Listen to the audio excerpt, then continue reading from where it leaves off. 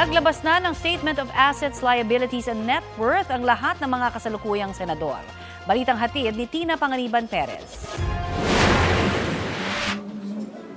Sa Statement of Assets, Liabilities and Net Worth na inilabas ni Senator Amy Marcos, nagdeklara siya ng total assets na umaabot ng halos 165 million pesos. Kabilang dito ang ilang residential, commercial at agricultural lands na nagkakahalaga ng mahigit 74 million pesos, 59.5 million na cash at mga sasakyan at shares na umaabot ng 16.6 million pesos. Pero hindi pa kasama rito ang kanyang share sa mga hindi pa natatapos na proseso sa hatian ng mana mula sa kanyang amang si dating Pangulong Ferdinand Marcos Sr.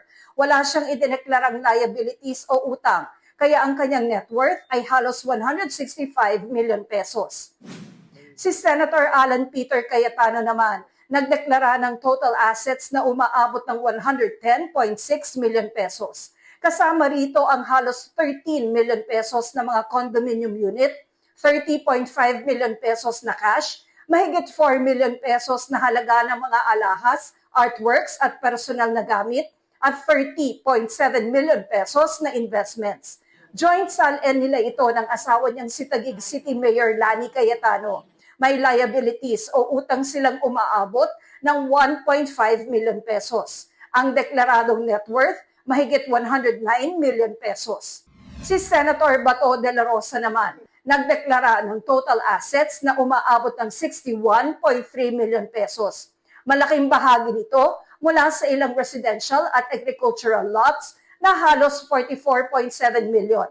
Nagdeklara siya ng total liabilities o kabuuang utang na umaabot ng mahigit 29 million pesos. Kaya ang kanyang net worth ay umaabot ng halos 32.3 million pesos.